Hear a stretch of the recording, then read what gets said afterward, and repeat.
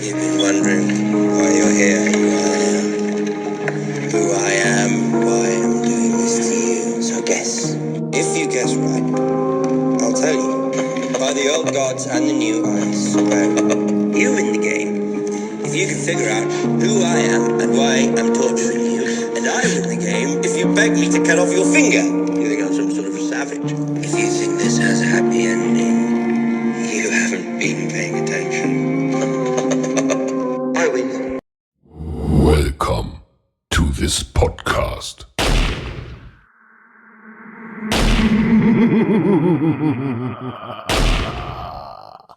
All right, welcome back to the Same Shit, Different Day, the podcast. Same shit, different day. Episode 12. 12. What up, kid? What's going on, brother? How's it going? Another day, another $50, kid. A lot of shit happened. Yeah, A lot of shit man. went down in the combat sports world. Big weekend. Big weekend. Yeah, man. I mean, well, we just came out of UFC Vegas 22. We'll talk about that. We're leading into UFC 260 next week. Yes, sir. Should be big. Then some other stuff going on, but yeah, let's get into it, bro. So right off the top, we lost the co-main event in between last week's episode and now. Same shit, different day. You know? Gregor Gillespie, Brad Riddell got dropped off the co-main. Some COVID shit, of course. Brad Riddell's fucking teammate got COVID, tested positive. That's why. Well, which is funny because we'll get into this. Not funny at all. That's not what I meant. But it's it's interesting because it actually rolls into next weekend's UFC 260 because we also lost Volkanovski Ortega and they come from the same camp. Yet another one. Oh, do they? Oh, Riddell and Volkanovski. God, you see, yeah, I didn't put two and two together. So wow, he's with them too. So it's like, yeah, it's weird. I don't know what happened. That's there. A screw job. I hear the UFC bubble's pretty good, so I'm not sure, to tell you the truth. I'd like to know what happened there, but we'll get into the Volkanovski Ortega thing in a minute. But yeah, we lost Gregor Gillespie, Brad Riddell. I wanted to see that. I was really interested to see the way Gillespie bounced back from the Kevin Lee. Yeah. Right. But I guess we'll see it down the road. That'll be rebooked. How about the chick that fainted at weigh-ins, bro? Listen, man, if it's not COVID nowadays, it's the weight cut, right? Bro. How many times have we talked about it? I mean, maybe about a month ago you called it. What's gonna happen when somebody's on that stage and they collapse and they hit their head? Now, granted, she didn't hit her head, but she came mighty close. And I don't know what that was. She didn't hit her head flat on the ground. Yeah. But she fell backwards and hit her head on that thing that they pushed, that John Jones pushed that dude into before he went to swing at Daniel Cormier, that fake little UFC stage that they put up behind her. She banged her head off of that. And thank God, because obviously that's probably not as solid as the ground. So I get what you're saying. Yeah. The spank on the ground would have been terrible. Yikes! Horrible. She collapsed They sat twice. her down they sat her down after the first time. Didn't hand this girl no water, nothing. She sat there, talked about how she was fine. And she came back to, she sat there. Oh, I'm fine. Let me weigh back. They put her back on the scale. Were you really going to let her fight? What was the point of putting her back on there? Were you really going to let her fight after collapsing once? Here's the only thing, devil's advocate, right?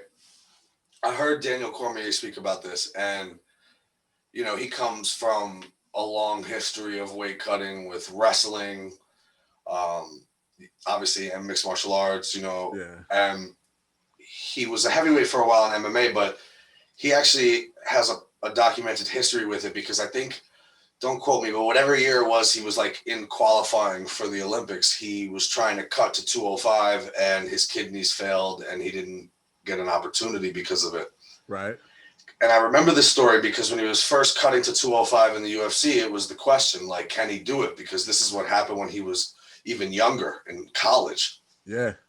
But, at this point, you're in the UFC, they have the money to spend to make sure you do it correctly, and they kept him safe, whatever. So his opinion was, and I only bring that in as almost like an expert coming in to speak on it, where he said, I understand the visual's bad and everybody freaks out, but when you come from this environment, kind of passing out for a minute. I mean, that says a lot about this environment, I think. But passing out for a minute is not the worst. He goes, I've seen some of your favorite fighters that you would never know have passed out before some of the biggest fights in their life the night before, and you would never know it. And I believe him. Right? I mean, Khabib, he's fucking 215, I think this guy is. He cuts to 155. Like, let's just be real. Right. I guarantee, and we know Khabib, as I mentioned a few episodes ago as well, passed out before UFC 209 when we were supposed to be there in Brooklyn against Tony Ferguson. When Tony started calling him tiramisu Khabib because he was on the embedded eating tiramisu and then passed out on the weight cut and hit his head on the tub. Yeah. Shit could get crazy. I think it's a terrible visual, and I'm not trying to discredit what it is, but the one thing I'll say is maybe they didn't give her water because I don't think she had officially weighed in yet. And if you're going to give her the opportunity to actually try to fight, you have to let her weigh in. And if you give her anything, it's... So if she doesn't drop that second time, you think she's fighting? No, just because the UFC's been purchased by WME, IMG, and I honestly think that at first they probably would have. And then I think they would have okayed it. And then I think Luke Thomas, that fucking and I think a lot of these MMA fucking media people literally want to bring the UFC down, even though they wouldn't have a career if it wasn't for the UFC. I think they would bash them for about 16 hours before WME called Dana and was like, yo, you can't let her fight tonight. Right. You got to cut that. Like, we have, like, it's on Twitter, just a gif of her just fucking falling and banging her head. And, like, what if she were to get, like, knocked out in the fight or something? And something would, God forbid, would have happened to her. Bro. All jokes aside, it could be real bad. They should have never even let her go back up there. But, it is what it is. Hopefully they learn from that. Yeah, I hope so, but I don't think so. I don't even blame the UFC for it, man. I really don't. I don't think it's their fault, and it's too widespread for you to actually ask the UFC to police it. Wrong. I'm not saying that, but when they drop on the stage, it's over. Get them off of there, bro. Yeah. They picked her up, considered letting her go back. She fell again. Yeah. My God, that's horrible. No good. But at the end of the day, I'm wrong actually what I said. The UFC could police it. They could implement like ONE FC in Japan did, and they could basically weigh you in as you're going through camp and make sure you're not losing too much of a percentage of your body weight. Right. So that's probably what they should do. But I would just say the reason I don't blame them is because I think it's on the competitors. I agree. Just fucking fight at your weight. When you're at the top level in any sport, the very slightest competitive advantage could take you to the above and beyond everybody else, right? So I think that's what comes into play, but it's like at the end of the day, it's on them too. Definitely. Just cut the shit and fight closer to your weight at least. What is this like cutting from 200 to 155? That's insane. It's crazy. Why can't a guy who walks around at 200 fight at 185? It's a decent little cut. You get in better shape. You get cut up a little bit in terms of body fat and all that. You know, and you get ready and you go to fight. Why you got to be cutting 50 pounds? That's insane. It's literally insane. That's a crazy weight cut. Crazy. Yeah, I mean, prayers up to her. I hope she's all right, but they better look into that shit. 100%. 100%. Another week, somehow, some way, they put up another card you're not excited about until they show you why you should be excited about it. 6 KOs in 10 fights. Bangers. Wow. Yeah. Those are some numbers right there. Yeah, bro. It's been a while since we had a night like that. Yeah, definitely. I mean, Grant Dawson with 4:59 left in the third round in a fight he was absolutely going to lose, more than likely 30-27. 30-27. Like, if you have money on that, oh my God. I'm glad I'm not crazy, because I was hearing today a lot of people talking about he could have been winning that. And I'm just like, was I watching the wrong fight? Because I would have given a side eye to 29-28 Santos, because I think clearly he won the fight. I don't think it was in question. And then he goes for this weird like leg lock at the very last second, which when you're locking a leg lock, you need to use at least both your hands to be holding the position. You just left your face wide open, and doing hammer fists and unconscious. Yeah, man. Fatality. Yeah. Shouts out to Grant Dawson, bro. That was killer. And he's a prime example of the whole weight cutting thing. He moved up. Oh, there's a million examples of it, man. The only problem is, you notice those guys never are truly all that successful because everyone in the weight class above is cutting from an even more massive. So it's like, what am I fighting here? Now I'm moving up, but I'm fighting guys that are 230 now, cutting to this. Like, it's like, no, I can't do that either. So I get it, but there's a million examples. Yeah, but Grant Dawson, that was nuts. Officially, 4:59 of the third round. 1 second. One second left. And I heard he was out for a minute. Like I heard they were shaking my man's legs for a minute. He was asleep. The way he knocked that mouthpiece out was what a visual too, yeah. That shit went twirling out of his mouth. Oh my god. A lot of KOs though. Your boy Max Payne Griffin. Oh, how about him a couple nights before the fight hopping on Bleacher Report and telling the world, yo, these books are bugging. Plus 550 for the knockout. That's easy. My man said, yo, I don't bet on myself, but my girl gonna go make some money. I love it. I don't even know if that's illegal, though. Is it illegal? I don't know. Why? No. It can't be, right? As long as it's touchy. It's touchy, though. It's touchy. Now, if my man's song was in on that, that's a whole nother story. No, I'm saying, like, it's just like, obviously you can't bet against yourself. That would be illegal. You're obviously fixing the fight. I was watching one of the NCAA games the other night, and it was clear as day one of these fathers had money on his kid's team. So don't even go there. And that doesn't even talk about 3 out of the 4 refs who did. Oh shit! Oh fuck, man! But yeah, that was a nice KO. And you know what though? I could see why people doubted him a little bit. I have to just give that. It's like, look, Max Griffin's had a long career. He's been up and down. Yeah. Hey, but once again, it comes back to slap me in the face. My man just had a child, and it seems to have worked as motivation, not like Amanda Nunes, not as a distraction. So more power to him, man. Get that baby some cake. I love it. Nice. I like it. Shout out to Max Griffin. That was another big KO. Another one, Tai Tuivasa. You should have been there to have a shoe for him. Yeah, that shit is nasty. It's gross. He likes it. Imagine that we have COVID going on, and fucking 14 months ago, this guy was having random fans spit in a shoe as he walked out or to drink a beer. And yikes! As if drinking bro, let me tell you something.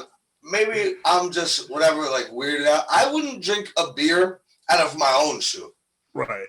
Forget about someone else's. And as far as I'm concerned, if you spit in the thing I'm about to drink in, we need to fight. I'm not asking you to do that. We need to fight. You just spit in my drink. We are going to fight. This man walks around like it's tapping the bottle back in the day before you crack the Hennessy. Yo, give some love to that. All right. What? And he drinks it? Dwight Schroeder tell you that's good for your immunity. Bro, if he makes a chick from his camp do that same thing, it's legitimately a sex crime. Yeah, very true. True, you right. Legitimately. Like on some shit. Like he could just be like, oh, big win, brother. Take this, sister. Take this shoe. Drink this beer. Like, yo, what? I'm gonna call the feds. Word. That's a sex crime. But yo, DNA is in there. We were about to pick that fight. Then his opponent dropped out. It wasn't even a fair one to call. That's what I'm saying. It was like a last minute replacement, and I just knew, like, come on. You know, this is just not even fair. We're gonna just take an easy point here. He looked like a contender series dude. Neither one of us were going against Tai Tuivasa, so it was like, fuck it. But that was another big KO, man. You can see, I tell you, I swear, man, it just shows you. And don't get me wrong, that other guy, I actually looked into him a little bit. He's a fighter. Like, he's like, I think he was like a champ, some other organization. He was a champion.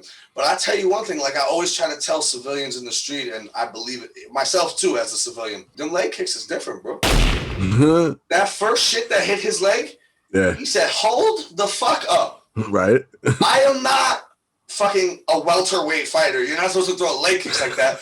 Keep that fucking, where did you pull the Samoan back from that just clapped my fucking calf, bro? Because his whole shit shook after that. He caught that leg kick to the calf and he said, oh, And then the punches started flying, and he couldn't even think about what. It was just coming from all different directions. It's very true. That was a wash, but nice knockout, another KO. Crazy. Got to mention one more. We went into looking at which fights to pick. I saw the names on this, right? Yeah. We had Adrian Yanez versus Gustavo Lopez, and I said, who the fuck is that? And I'm like a fucking MMA/UFC fanatic. And I knew I had seen the Adrian Yanez name before. I did not know who Gustavo Lopez was whatsoever. Yeah, right. But I couldn't place where I knew. I really was like, wow. And it's kind of high up on the card. Adrian Yanez, I mean, my man is nice, bro. Like, fatality. I'm seeing some, like, real fucking potential there. Bro, you said it last week. Like, this was his showcase to propel him from that Contender Series thing. Yep. Because he put on a show. Oh, yeah. The guy doesn't even go out. It reminds me of the Robbie Lawler, Rory McDonald. He punches him late in the fight, like in the 5th round, and Rory McDonald's nose is just so destroyed that he just crumbles. Like, not a punch that, like, knocks a guy out cold, but a punch that just floors him, and the ref has to be like, all right, enough. Right. Like, he's been piecing you before we went to the bell.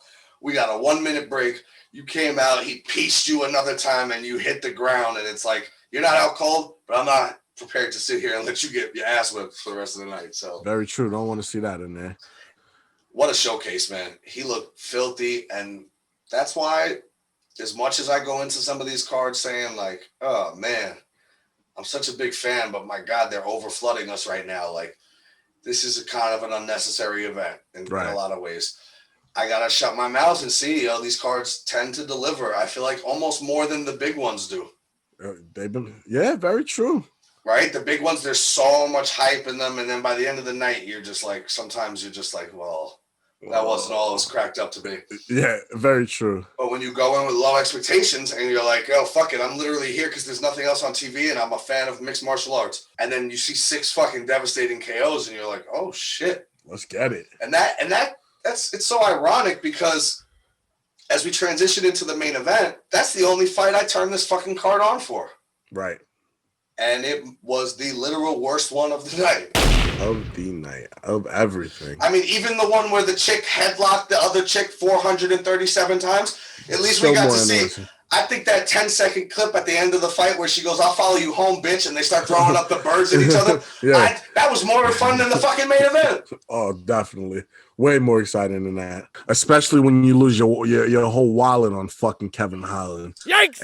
And you got to sit there and watch him for 5 rounds, show you that he knew he had no chance in that fight. So what was he going to do? Come on. Talk shit the whole time and try to be a funny guy. Have no chance. You really believe that? Once he slipped, because I'll give you that, he slipped in that first round. Yeah. But once he couldn't get this guy Brunson off of him, it was over.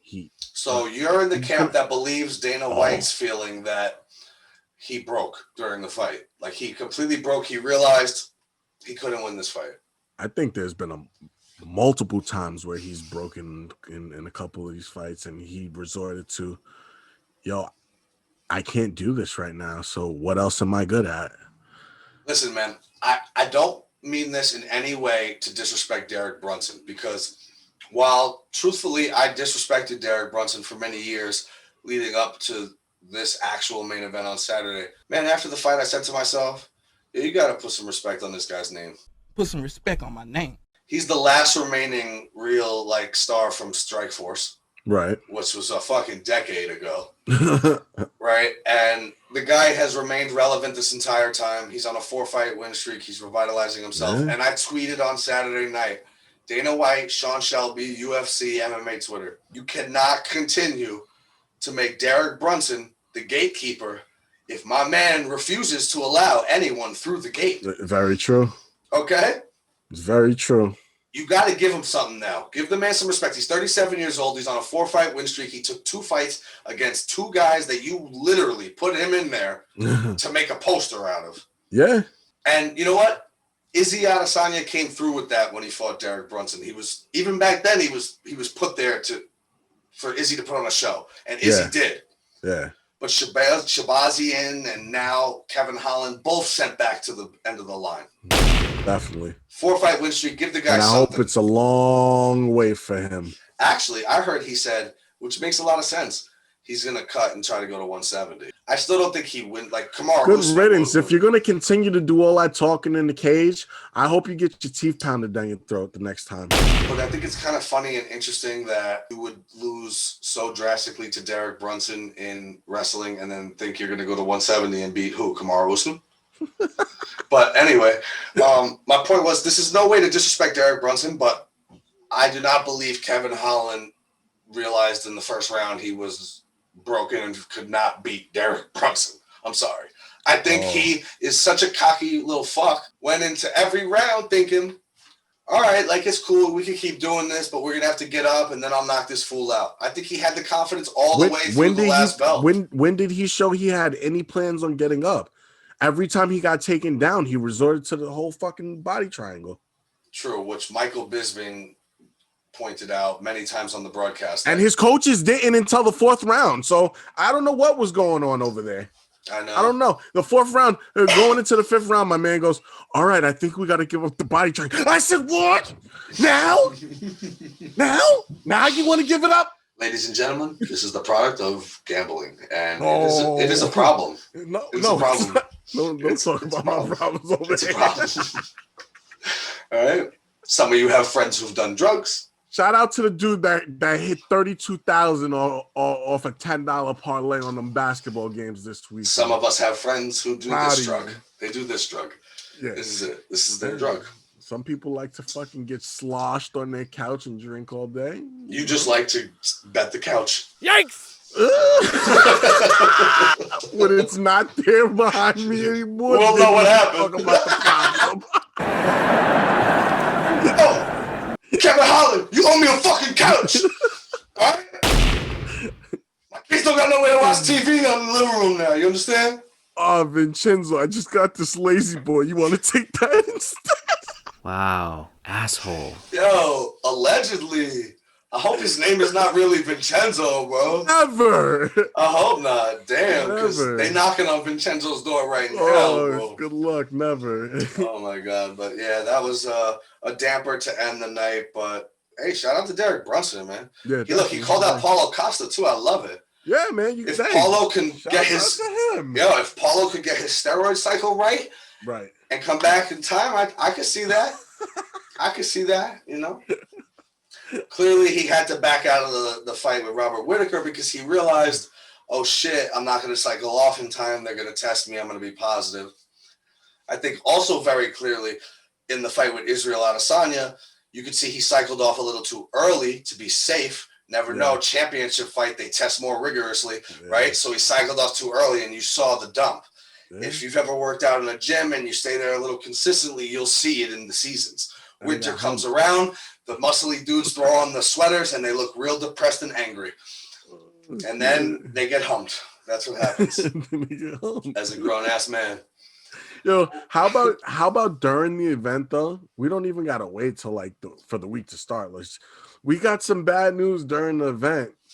The co-main next week already.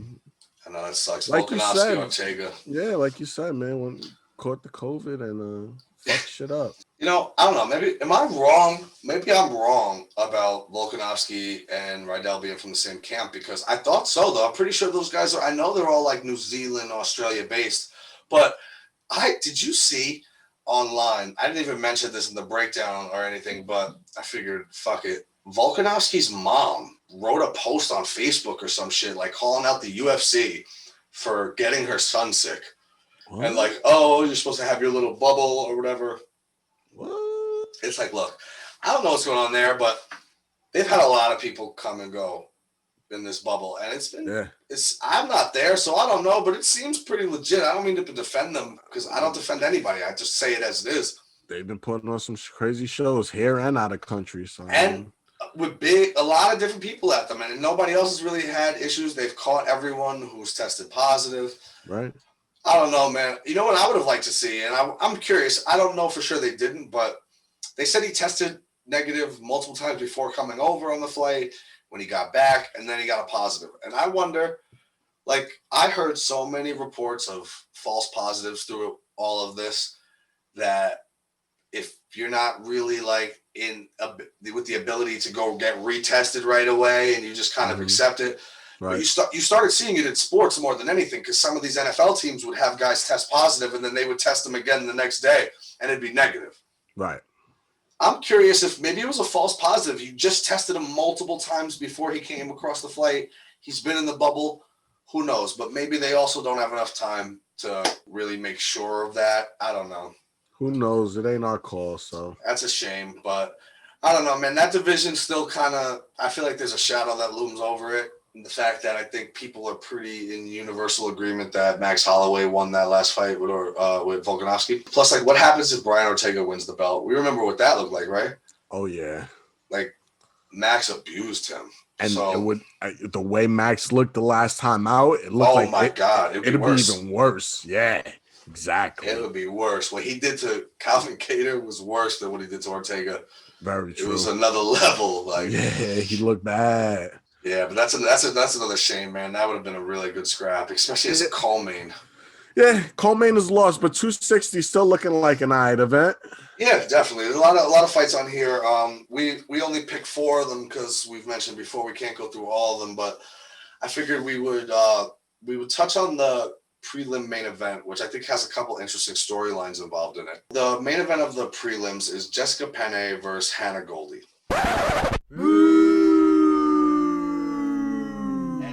I mean, do you hear what happened with Junior Dos Santos? Apparently, this is the second time in a row they've asked him to take a late notice fight after coming off getting knocked out and concussed.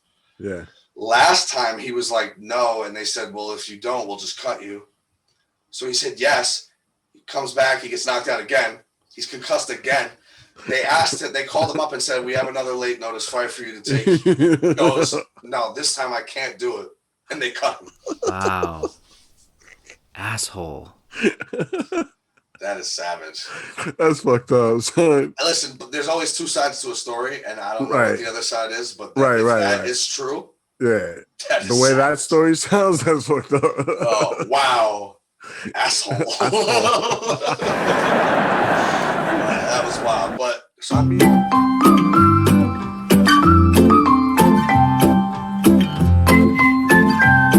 O'Malley versus Thomas Almeida. So O'Malley returns after his first loss. His foot was a balloon. But he is mentally undefeated. So I hope you consider that. Still undefeated. I hope in your analysis you considered the fact that he is mentally undefeated. I hate his antics, but I love his fighting style, bro.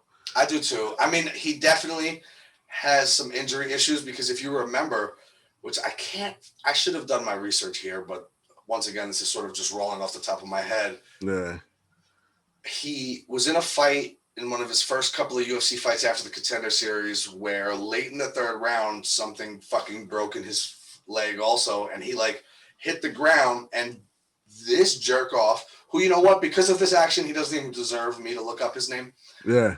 He goes down to the ground with him. I kind of remember this. Where it was like, what are you doing? If you literally just stand up and go, yo, get up. Get up. He's going to fall back down. He can't get up. I remember that. The fight's over. Yes. You're losing. Clearly, you're losing a decision. He's been piecing you up for 2.5 rounds. I do. My man's shit gave out like Chris in the morning taking out the garbage. My man's shit gave out.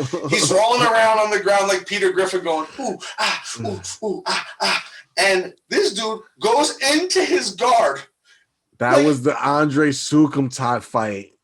Yes. That's who it was. Thank you. And he dropped down and ended up losing. What were you doing? Like, that should have been his first loss because he had this fucking leg problem, and dude actually could have stood up and said, get up. Yep. It's the rules of the fight. He's not on top of you. He can't just keep you held there. Yep. He's on the ground. You're standing up. All you have to do is say, stand up. The ref will go, all right, get up. He'd be like, yo, I can't. Like, oh, well, then that's a KO. You can't get up. Exactly. So he's had this injury history with his legs, but in between all of that, he's fucked some dudes up. Let's be real. Definitely. Put on some highlights. Oh, the walk-off against my man who was around forever. KO'd bad. Eddie Wineland. Yeah, Eddie Wineland. Yeah. Eddie Wineland. Yeah, he took Quinones' head off too. Yeah, man. Listen, Sean O'Malley's dangerous, bro. And we'll see. Obviously, he's gonna have some trouble because when he gets to the top of the division, there'll be guys like TJ Dillashaw and stuff like that who will wrestle the fuck out of him. And right. I mean, maybe he could use that range and distance, but all that being said about O'Malley, I really don't want to pick him because I don't love I'm mentally undefeated shit and actually like talking shit to Cheeto after Before you make your pick, right?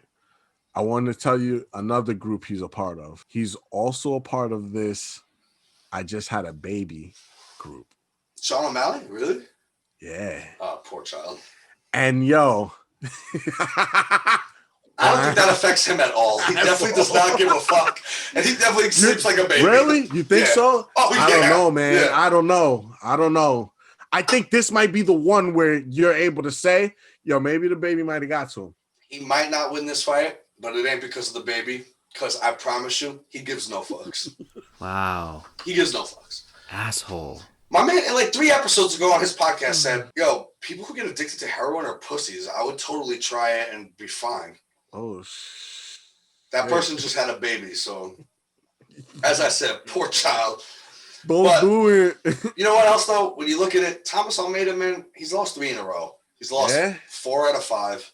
I truthfully think, we know how the UFC can get, man, when they push these young stars who they know have all that. It's the Paige Van Zandt, Sage Northcutt situation where it's like, even if, and now, don't get me wrong, I think Sean O'Malley's more talented than both of those fighters, but I think they really want to push him, obviously, and it doesn't always work out that way. But this is definitely a fight where they believe, like, all right, this is kill 2 birds with 1 stone.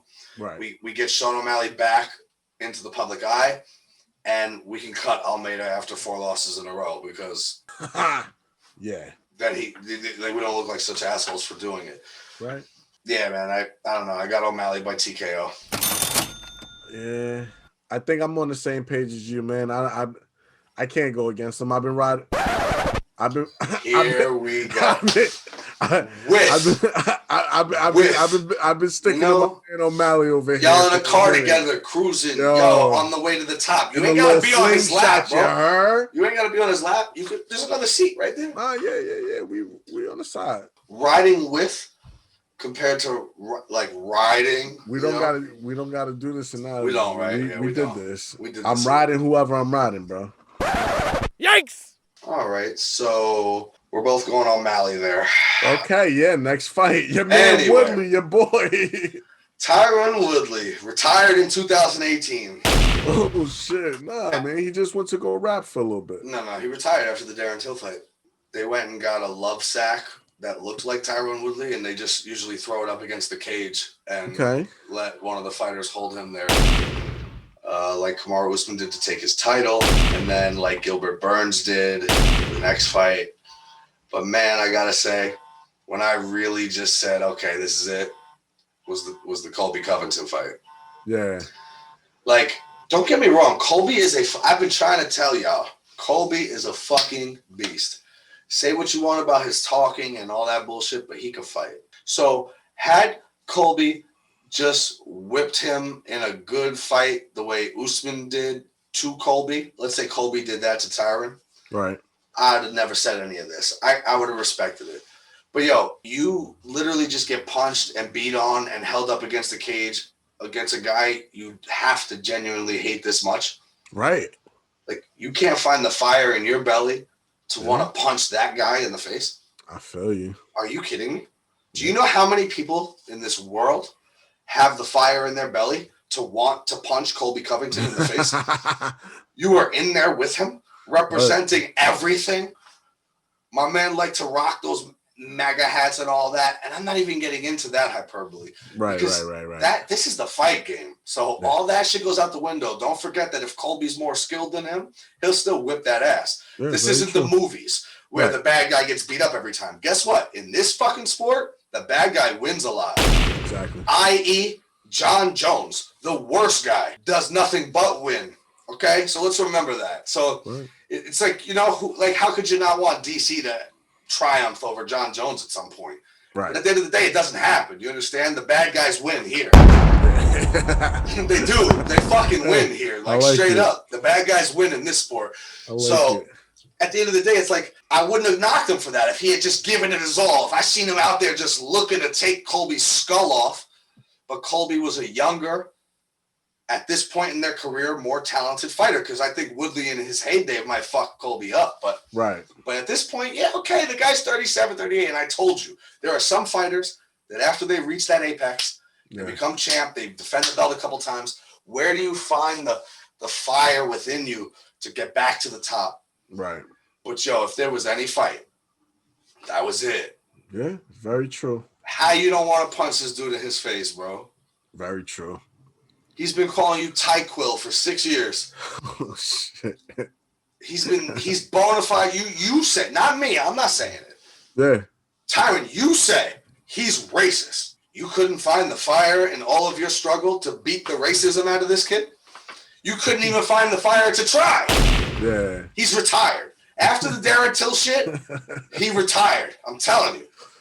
That was it. He had done everything he felt he needed to do. I think he was trying to bank back then on GSP coming back to fight him. And when GSP looked like he wasn't going to, they threw a young prospect who was all the rage and Darren Till at him. He beat the shit out of Darren Till. Do you know Till didn't land one significant strike in that fight? I remember.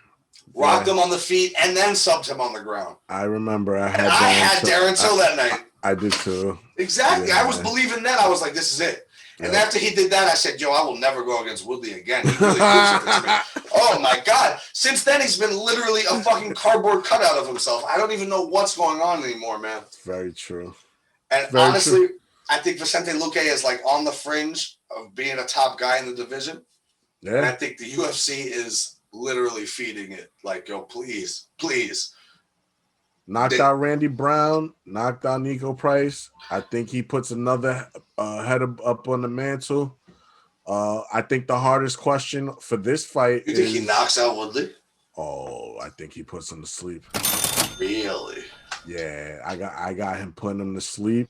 And then the only question for this is, does Woodley stick to commentary? Does he go over to Bellator? There's just no point. It doesn't matter anymore. Because if you go to Bellator, it's just going to be worse. Well, the way it looks, he's in it just for the bag.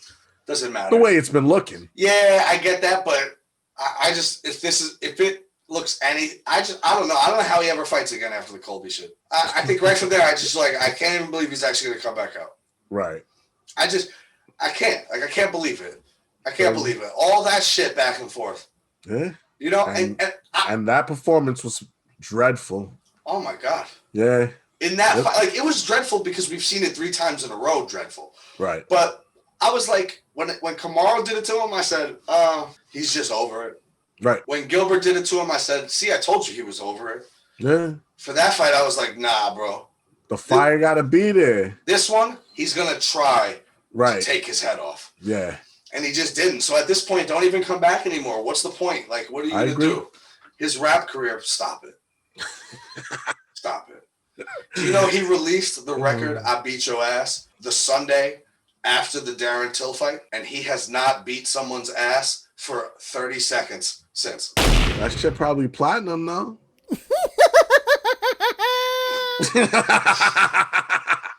Man, I got Luque too, but I got it by decision. The one thing I got to say is Woodley is like, well, he got knocked out by Nate Marquardt back in Strikeforce back in the day.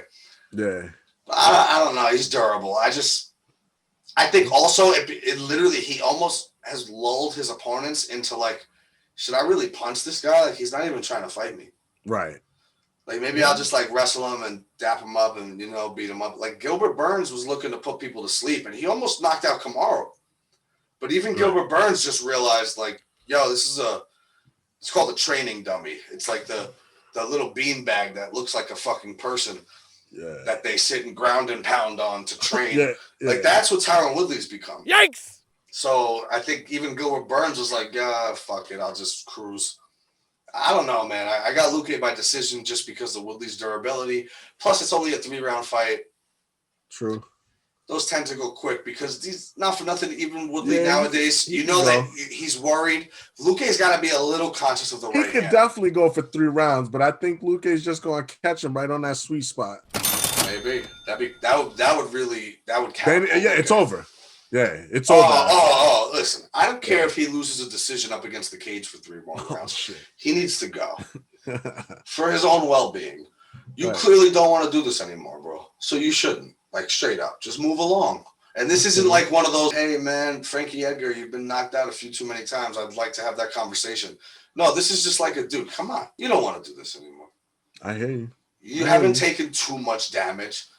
You know, maybe your toes hurt from the Kamaru Usman fight. But outside of that, like, you're not, like, you haven't taken too much damage in all of these shits. Even Colby, who put it on you, didn't, like, fuck you up brain damage-wise. Right. Just leave clean, man. Do some broadcasting. Please, whenever there's a mic in front of you, let there be a UFC event on. That's all I'm asking. Right. I wouldn't do any more of the rapping stuff. But, you know, whatever floats your boat, man. Do whatever you like. Maybe he's got a base. I like it. I'm sure you do. Me and Matt Serra be playing that shit all day. Matt Serra loves that shit. I beat your ass. Yeah. Not once. You find me a 10-second clip of Tyron Woodley beating somebody's ass since that song has come out, and I'll give you $100. If one listener can send me a 10-second clip at the Guru 1988 on Twitter, find me 10 seconds of Tyron Woodley even appearing to beat someone's ass. Since the date of the release of that song, I will Venmo you $100 on the spot. There we go. I like it. Bank it. I like it. On to the main event. Woo! A fucking big rematch. Can I just say, I understand. I understand the excitement in everyone's chest. And I'm not saying it's unfounded or shouldn't be. Right. But how the fuck? It's minor. It's not crazy, but how in the fuck could you make Stipe Miocic the underdog in this fight? I mean, because this guy hits like a fucking Mack truck. But bro, he hit like a Mack truck 3 years ago in 2018 too. And you know what we saw? Stipe didn't just like wrestle him until he got tired. Right. Like let's say what Daniel Cormier did to Anthony Johnson, the first fight. He knew what to do. He sapped him. He just like sit on him, get on top of him, sap the energy out of him. Like, Stipe ate a couple of those punches early in the first round, walked through them, dominated this guy for 5 rounds, then proceeded to have a trilogy with Daniel Cormier where he's won the last 2. All wars. I know. All wars. Yes, but it takes its toll on you. Yes, but couldn't you also say, funny enough, the shot that knocks him out from DC in the first fight, He made a point to say, and I believe him. He said the reason that knocked me out was I didn't see it, right? That's the biggest thing I've noticed. Whenever you see a shot that like knocks someone out that doesn't look too crazy, it's because they couldn't brace themselves for impact. Right. You know, like Francis, you could be looking right at him. You could brace yourself for impact, but he hits you, you're going out. But DC hit him with that overhand out of the clinch, and he never expected it, and it knocked him cold. If you go back and watch the next 2 fights, DC hits him with that again 6 times. Yeah. Just as hard, sometimes even harder. Right. It didn't budge because he was expecting it. Right. Now, that's one thing that I think all this hype and shit kind of takes off of a Francis Ngannou when he gets to this point. And this is the difference. This here is the difference. It looks like they all do the same shit. Right. But a championship fighter and a guy fighting up the ranks and a guy who's done all that and then gets to the journeyman end of his career, they're all doing 3 different things. Yeah. It looks the same, but it's different. Right. 5-round fights, they're different. You can't come out swinging like you did with Jairzinho Rozenstruik when you know you might have to go 25 with this guy. Right, exactly. You can't do that. You can't swing like an animal and gas yourself with all your energy because he's just going to do the same thing he did to you last time. Take full advantage of you. Right? Plus, Stipe ain't never getting caught with something he's not expecting from this fucking guy. Right. Because the moment they close that door, Stipe better be expecting that a fucking monster is coming to punch a fucking hole through his face. So in some way, you know what I mean? He's never going to get like Like Daniel Cormier is clinching you, and immediately you think, when's he going to go for my leg and try to flip me upside down? Right. So you're not expecting it. So he throws an overhand right. It clips you on the side of your head. You weren't ready. He's going to be ready for all of it. Yeah. And can Francis pace himself well enough with the power to make sure if he doesn't knock him out in 1 or 2 rounds, can you survive this 25 minutes? But I think everybody has seemed to say, fuck that. This guy is just going to fucking knock him out again. Yeah, I don't know. I don't know. The odds will tell you Ngannou's going to take it, but I think you got to ride with the champ plus money, man. I think that's the best bet. Exactly. And we've had that conversation before. It's not necessarily what you're saying you even would bet. Right. It's more so when you take a look at everything, just eliminate like names, but look at resumes and like each side of the card, and you say, what's the best bet here? You have the literal greatest heavyweight of all time who cannot stop proving himself. Exactly. And he's a fucking plus money. It doesn't make any sense. If he's minus 150, it's a steal. Right. He's already beat this guy. You know what I mean, too? Like, there's even, like, I get going into the first fight, he was an underdog, and you're like, what? But there were some arguments to be made. You're like, all right, look, man, yeah, Stipe just came off of knocking out guys like Alistair Overeem and Junior Dos Santos and Fabricio Verdum. That's great. Right. But this guy hits like a fucking truck. Yeah, nobody's been able to stay in there with him more than a minute. Yep. So, all right, you know what? Stipe's great and all, but this guy's a monster. We got to make him a little bit of a favor. We can't lose crazy money on this guy. Right. But he beat him already. Yeah. He beat him already. That's the best bet of the night. I'm hoping Francis doesn't shake his brain. I wouldn't be surprised if he shook it, but I think I'm taking Stipe, man. Really? Yeah.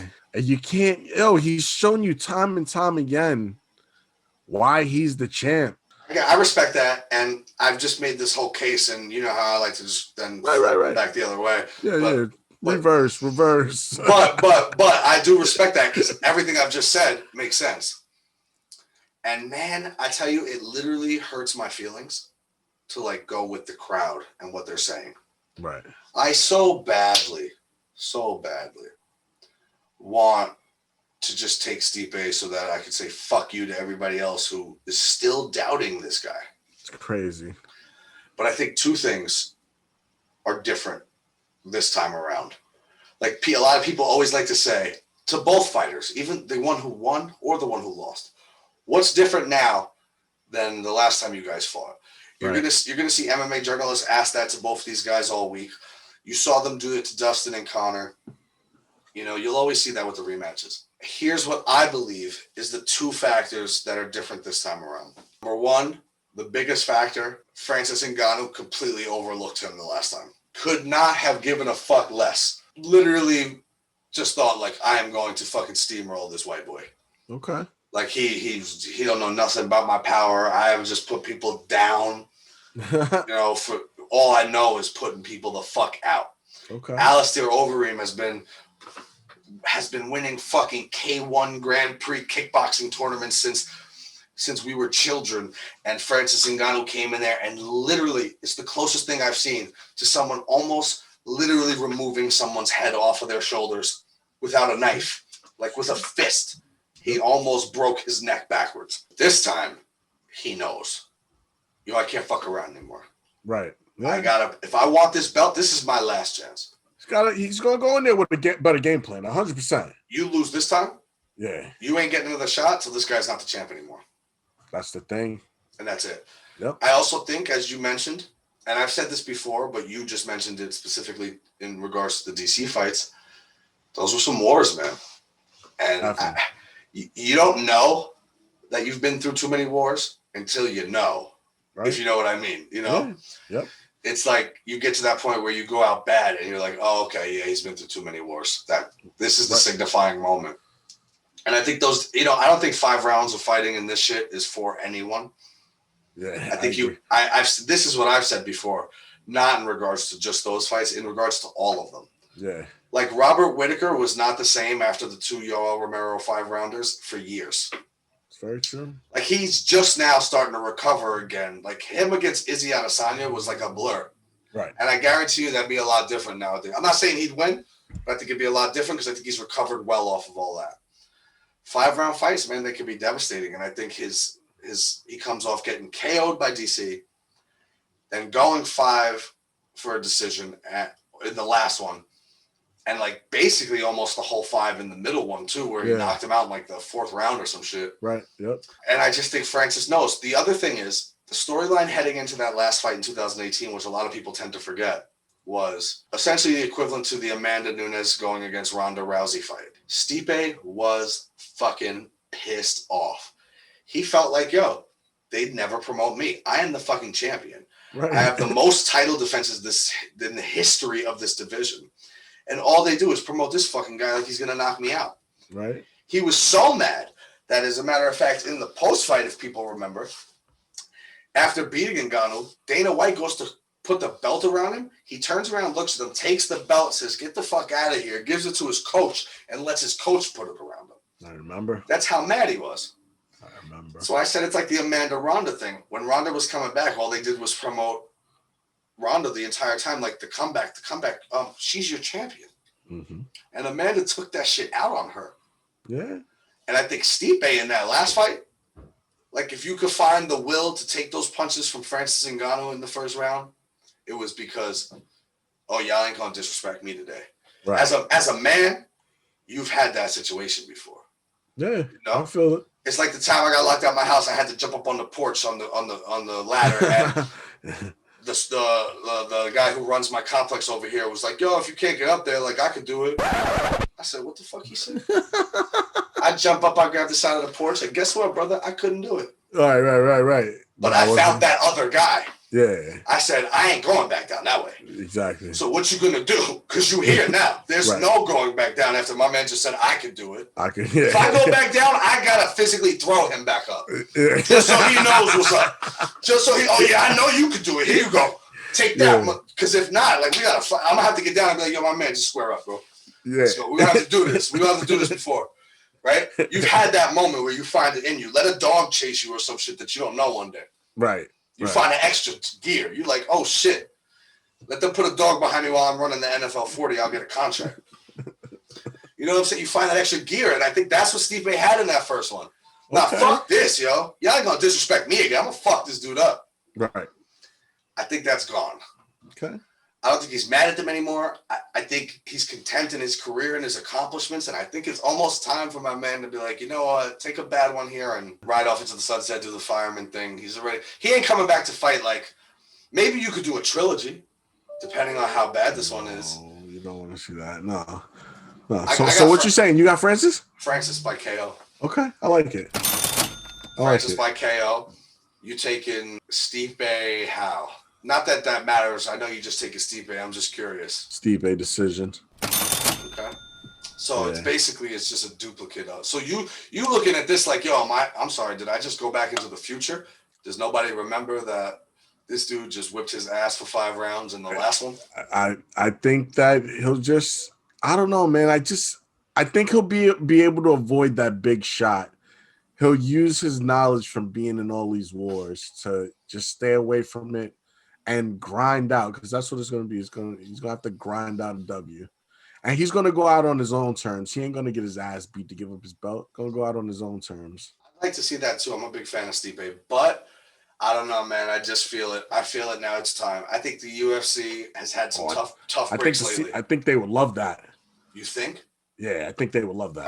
I think they would love it so much that they'd even be willing to give Tyron Woodley a title fight again if that were to happen. You understand? That's how happy they would be.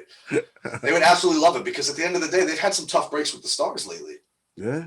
Conor getting KO'd. They're still riding the Jorge Masvidal thing, but truthfully, after the first Kamaru fight, it kind of seeped out a little bit. What happens after that next one? It's gone. After that next one is, but Jorge will stick around, for the bag. But but it's gone. It's gone for sure. I don't know. I think the UFC would absolutely love it, and I just think the fact that I've watched Stipe do interviews this week and know that he knows that too, and he's not as pissed off as he was in 2018. He seems almost content with it. Like, I don't care, man. I think that's a bad sign. I think he's almost becoming content in it too, where it's like, fuck it, whatever. I'll just fight the dude. I think I could beat him. If I can't, then whatever. Stipe seems like that type of dude. I don't think he loses sleep over any of it. Guess we'll see. Yeah, I guess we will. Should be a big one. I mean, what we only going up against two of these. Who else will we pick? Yeah, well, we both got Sean O'Malley, but yeah. I mean, you can't take Thomas Almeida. Oh, right. Got both of those the same, and then we going opposite on the Goldie fight. I mean, Luque is having a sparring session, so you would assume the guy who's sparring should win the sparring exchanges. Right. But yeah, I mean, that should be a fun card anyway. It's a shame we lost the Ortega-Volkanovski fight, but I think it should be fireworks and should be fun to watch for sure. I'm excited for it. True. It's a nice pay-per-view.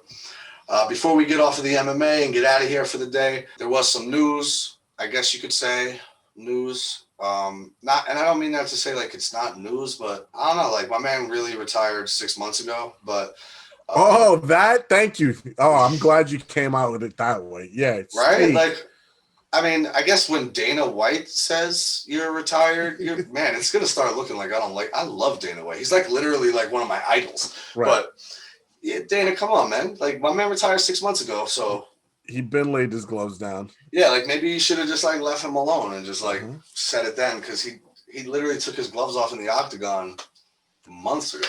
Exactly. Like what else could you? He told you he made a promise to his mother. And that's the one thing that bigger than all the fighting shit, bro. I could appreciate that, yo. Yeah. Keeps his word. Keeps his word. I respect that. But I just want to say, and I obviously don't mean this in any sort of way that my man would ever disrespect his mom. And you don't have to laugh so hard. This isn't going to be the hottest take I've ever had. I just want to say, I don't think he's definitely done forever. Oh, he's done. I think he means it. I think he's done. I think he's already transitioned into a full coaching role. Oh, yeah. And I think he enjoys it. I do too. I just think eventually he will come back. Right. It may be for one, it may be for something, but he's not away from it completely. He's still fully training with these guys. Yeah. He's not just coaching them. He's rolling. He's doing jiu-jitsu. He's sparring them. He's still in it. Right. I think he will be gone for years. Like he's done. Leave him alone. He's done with, don't offer him anything. He's going to come back on some GSP shit. Yes, I truly believe that. I think right now, I think he's friendly with Kamaru Usman because that's another big Ali Abdullah Sleaze fighter. And I think he doesn't want to move up to 170 because of that right now. But I just get the feeling there will have to be a couple things that'll fall into place. I don't know if it's like a new up-and-coming dominant 155er. Right. Or it's to come back and maybe win the second belt at 170 just to prove a point. But I think right now, the reason I knew he was retired already was because he officially had signed off on Islam Makhachev is going to be the next 155-pound guy. And I just think once he had started saying that, you knew he's not fighting in this division anymore because he wants his little brother to fucking get it. Not his biological brother, but his little brother. That's like his main man, bro. Yeah. Them dudes have pictures in the tub from when they were 17. Holy shit! Yikes! Naked. With 8 other dudes. Oh, shit. But my point is, that's his little man's. So I really believe he wants him to take the crown there. Yeah. And then I think, like I said, he's friendly with Usman and through Ali. And even though, Gaethje was a fucking Ali client too. So it's not like he won't fight them, but it's just Usman's mad, I think he's not cocky or anything. So people don't really want to come after him. So I think he's friendly with Usman. I think they're kind of cool. And he's just fuck it. But who knows down the road? I just think we will. Maybe it's my own OCD that I just cannot live with 29-0. Right. Come on. You have to want to get that 30, bro. Yeah. I bet you it kills him every day, but he won't do it. You never know. You never know. All has to happen is, 2-3 years later, my man goes through a depression for a week or two, and Mama Bear comes in the kitchen and goes, son, do the thing you love. For Papa. Papa. Go get number 30 for Papa. Yeah, he always wanted 30-0. Go get 30 for Papa. I deserve this. Yeah. I deserve this 30-0, yes. Word. Yes, baby. Go get it. Yeah, my man will come back and tear somebody up for that 170-pound. Think about that. 170-pound belt for the second championship of your career and 30-0, and then you really ride off into the sunset. And just to say, like, yo, nice. Justice, it's like Marlo when he got out of jail in The Wire and had to come back and slap the kid on the block real quick. You say, yo, I've been locked up too long. You know who the fuck I am? Bam! Take this slap and get out of here, little man. Word. Khabib gonna have to come back in a couple years and just say, oh, yeah, I was talking shit like I retired. He's just going to become the GSP. Remember, anyone who won a belt at 170 or 155 or even 185 called out George St. Pierre for the entire 4 years he was retired. Right. Oh, GSP, come back. I want that fight. Yeah, whatever. That's what Khabib will be now. Everyone who wins, guarantee it. Because we could transition into this. So being that Khabib actually fucking announces, or the UFC acknowledges the retirement, they announce Finally, Charles Oliveira versus Michael Chandler for the lightweight belt. I will guarantee you, whoever wins that fight is calling out Khabib in the yeah, guarantee it. Yep. You really, frankly, you don't even get no respect if you don't. Because you know we're all sitting here thinking, yeah, you champ. You champ. Like if Khabib didn't want to come back, you champ, right? So you got to call him out and make like, yo, but I'm not scared of no Khabib. I just took what was ahead of me, right? They gave me the fight. I took it. I'm the champ now. So, yo, Khabib, come back or you're a bitch. Right. You got to do it. You got to do it. Yeah. Into that transition, there has been some very negative responses to this fight. Why? I told you Michael Chandler was going to get that shot. They weren't waiting. Obviously, that's the problem, right? So we're all in agreement. If anyone outside of Dustin Poirier deserves a title fight, it's Charles Oliveira. You would think? He's on a big streak. He just fucked up Tony Ferguson pretty badly. Exactly. He deserves it, right? Exactly. But people are complaining because people are stupid. That's first off. People are fucking stupid.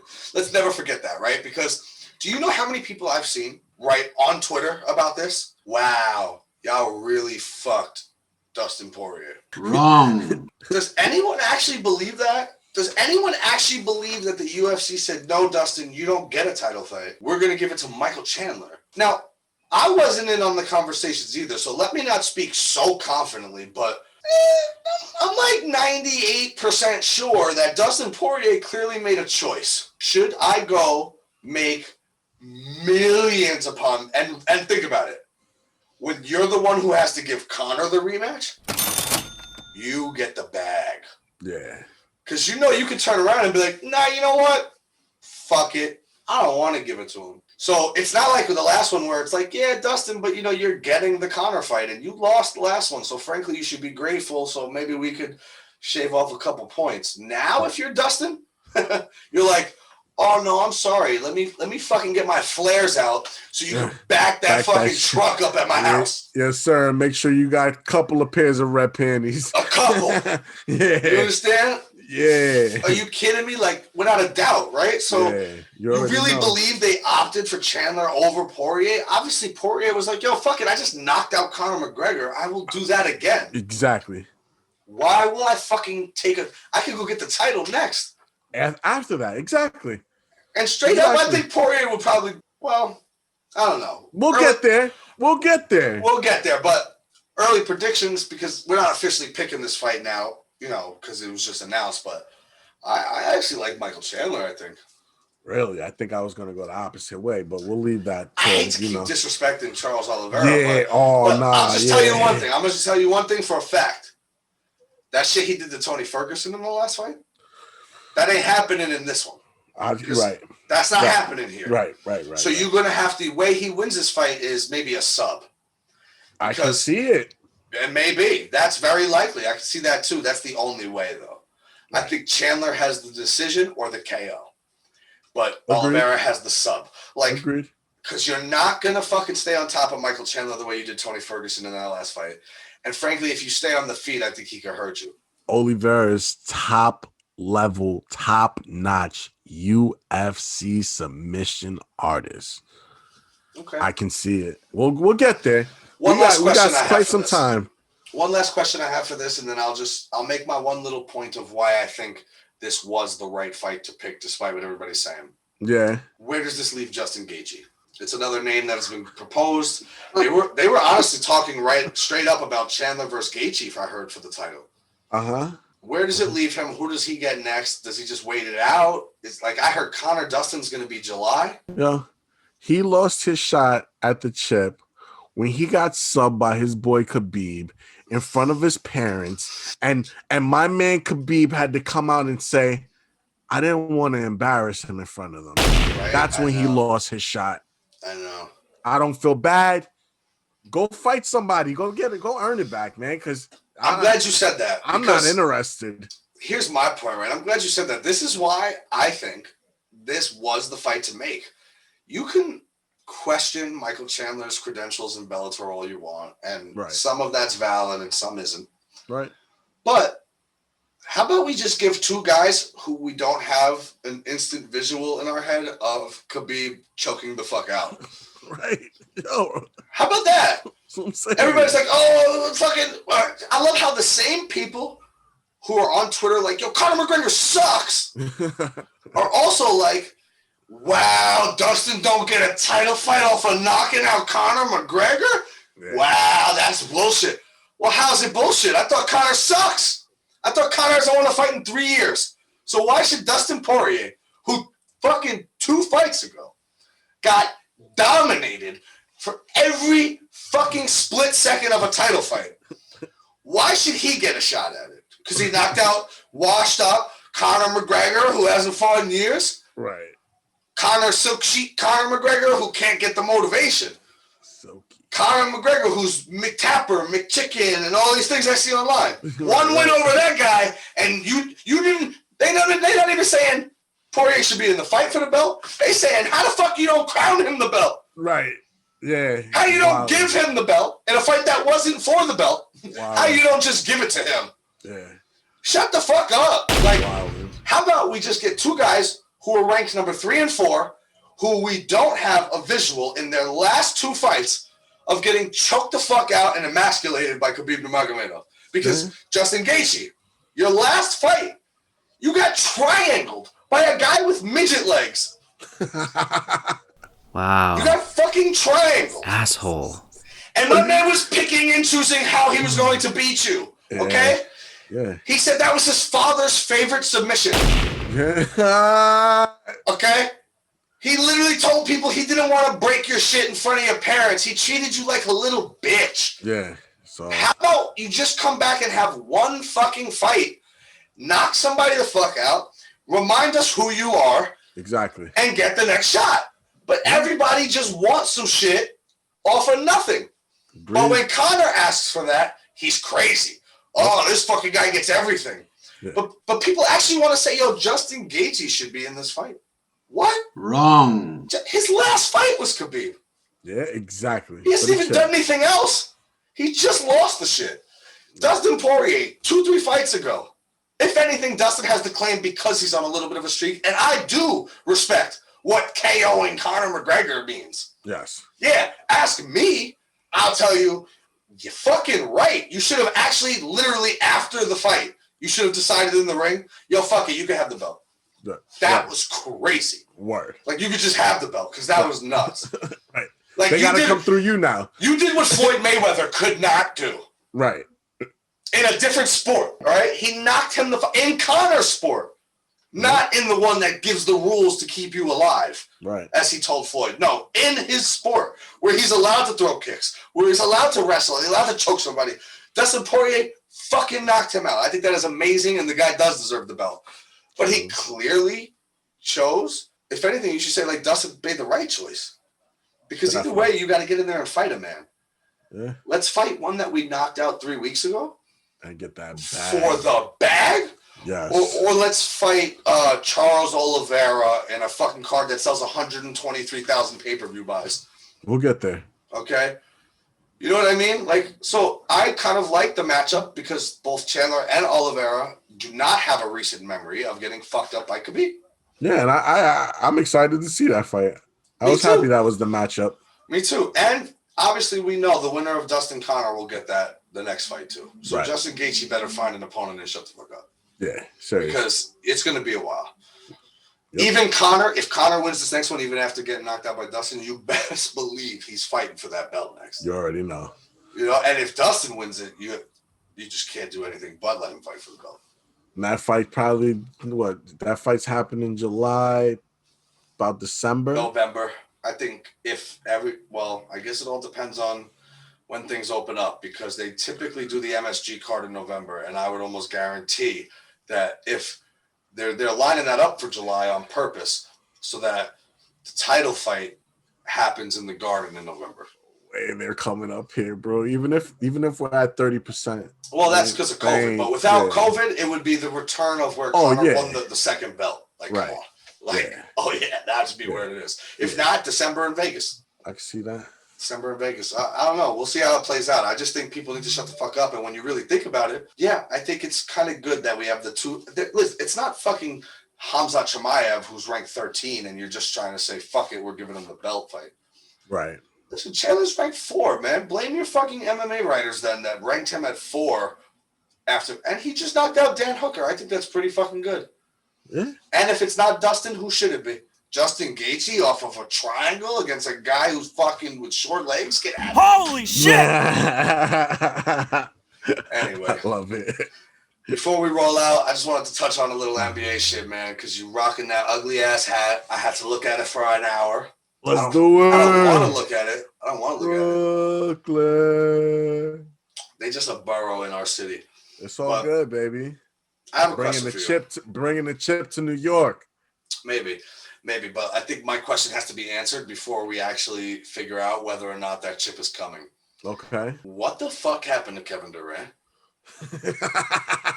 Have I missed something? I don't know, man. Your guess is as good as mine. Like I don't know. I'm not even trying to hate right now. I'm just being honest, man. It don't look good. Yo, I have no clue what happened to Durant. What I'm more pissed off about is, like, the other day it was reported my man Kyrie Irving wasn't traveling with the team this week for, family reasons. My man has more family matters than Carl Winslow. You know what the family matters is? I found out today. What? It's his motherfucking birthday. He's probably in fucking Tulum. Yikes! It's his birthday. Family matters, my ass. The last one was the sister's birthday. Yo, it's his birthday today. My man calls out for his birthday from the NBA. It's like, I love it. Like, you can't play a basketball game the night of your birthday.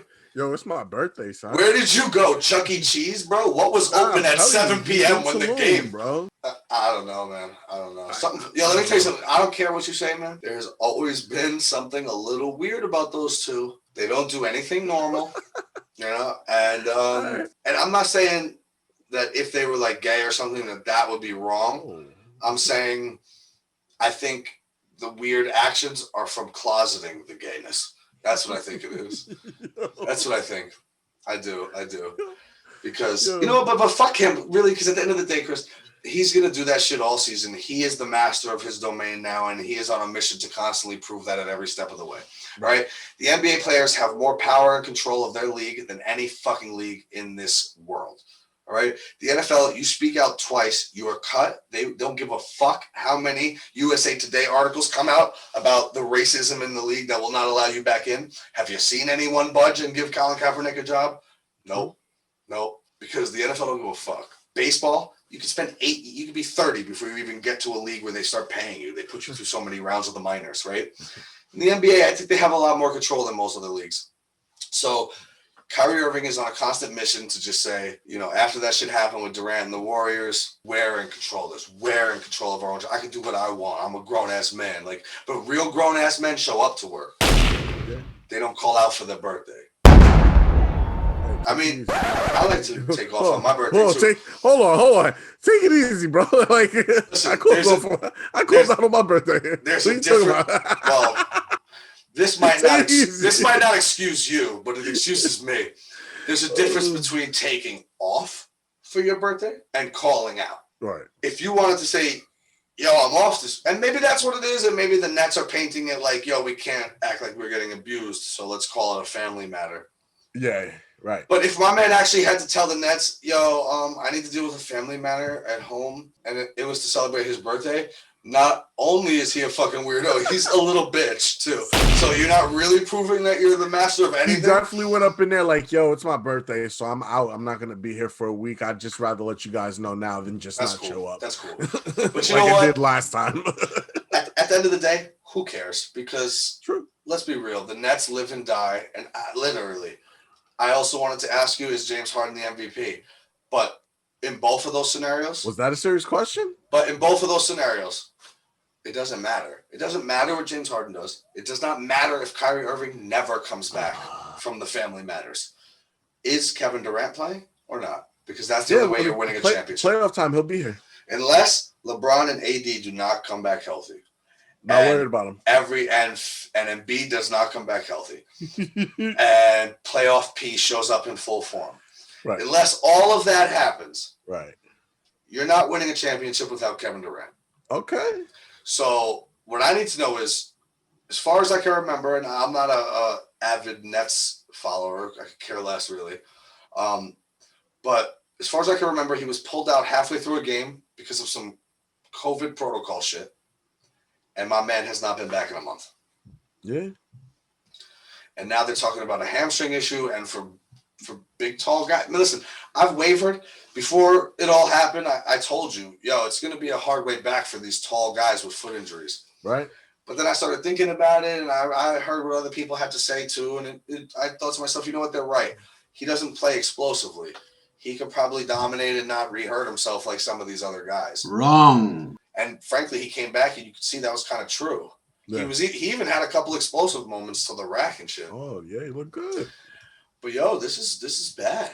I think they got nothing to worry about, bro. Playoff time, he'll be ready. I don't think it's anything. I hope so, because I want Brooklyn to know something that Houston knows all too well.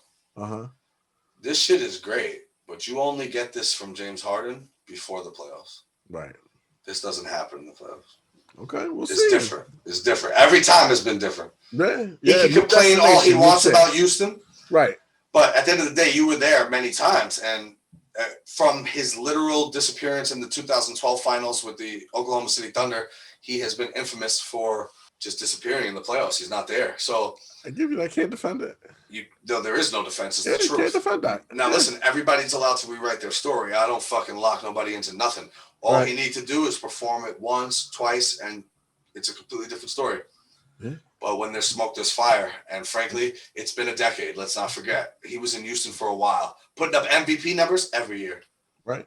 All right, so let's see what it is. My point is, without KD, it doesn't separate you from the league anymore. You right there, you could still be in it. You're better than most other teams in the league having just Kyrie and James Harden. Right. But on that note, you think James Harden, and the only reason I even entertain this fucking question is because you know how I feel. Like, y'all could get all up together, but you are now excluded from any type of individual awards, and it doesn't matter. Right. Same thing happened with the Warriors. Same thing happened with the Heat. I mean, LeBron did win 2 MVPs while he was with the Heat, but probably could have won all 4 and didn't. Definitely. Because of what happened, right? I usually would be like, fuck that, no way. The one caveat I think he has is that KD has not even been here. What have they played, 7 games together? And something like that. Dealing with Kyrie and his family matters and all of that shit, it's like you kind of got to give the guy credit that the Nets are like fucking 15-1, and it's really because of James Harden. Pretty true. But nah, I wouldn't.